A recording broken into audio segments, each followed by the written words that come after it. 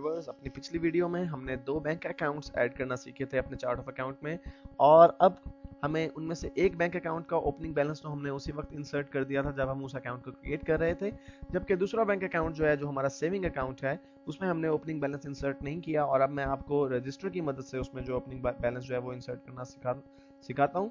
उसके लिए व्यूवर्स, आप अपने चार्ट ऑफ अकाउंट में से आपके पास दोनों अकाउंट्स आपके पास मौजूद हैं, चेकिंग अकाउंट और बैंक अल हबीब सेविंग अकाउंट। चेकिंग अकाउंट का बैलेंस तो हमने उसी वक्त एंटर कर दिया था 70,000, और अब बैंक अल हबीब का सेविंग अकाउंट जो है मुझे इसमें बैलेंस एंटर करना है, तो इसके लिए मैं इसको डबल क्लिक करता हूं। जो ही मैं डबल क्लिक करूंगा मेरे पास बैंक रजिस्टर ओपन हो जाएगा और यहां पर मैं इसमें इसका ओपनिंग बैलेंस इंसर्ट कर सकता हूं। उसके लिए सबसे पहले मुझे डेट सेलेक्ट करना है, और बाय डिफॉल्ट ये वही डेट सेलेक्ट कर रहा है जो मैंने दूसरे बैंक अकाउंट को क्रिएट करते हुए उसकी ओपनिंग जो डेट जो है वो सिलेक्ट की थी। तो मैं डेट को चेंज नहीं करता, यानी मेरी जो लास्ट स्टेटमेंट आई थी बैंक से उसमें जो मेरा बैलेंस था मैं वो यहाँ पे एंटर करना चाहता हूँ। वो लास्ट स्टेटमेंट मुझे 31/12/2010 में रिसीव हुई थी। नंबर टाइप में मैं कुछ नहीं एंटर करूंगा, और यहाँ से बल्कि अकाउंट टाइप में मैं सिलेक्ट करूंगा वो अकाउंट जो इफेक्ट होगा इस ओपनिंग बैलेंस को इंसर्ट करने से।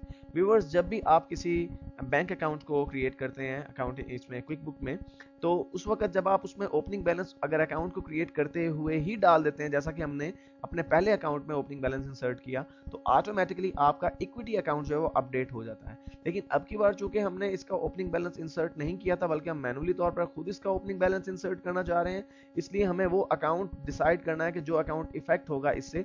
व्यूअर्स, आप जानते हैं डबल एंट्री सिस्टम में कभी भी कोई अकाउंट सिंगल डायमेंशन पे इफेक्ट नहीं होता। अगर आप अपने बैंक का ओपनिंग बैलेंस डाल रहे हैं तो दूसरी तरफ वही अमाउंट आपके कैपिटल में यानी आपकी इक्विटी में भी शामिल हो जाएगी।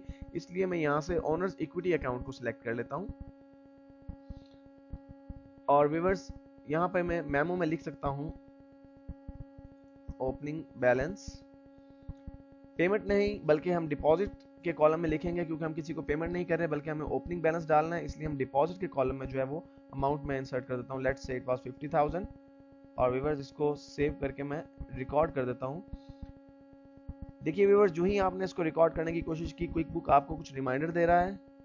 बेसिकली आपका जो इक्विटी अकाउंट है वो इफेक्ट हो रहा है इस ट्रांजैक्शन से, और इक्विटी अकाउंट एक सेंसिटिव अकाउंट है, इसलिए क्विक बुक जब भी आप कोई किसी ट्रांजैक्शन से इक्विटी अकाउंट इफेक्ट हो रहा था तो आपको इंटीमेट करता है, वार्न करता है कि इस ट्रांजैक्शन से आपका इक्विटी अकाउंट इफेक्ट होगा। लेकिन हम जानते हैं कि हम क्या करने जा रहे हैं, इसलिए हम इसको ओके कर देते हैं।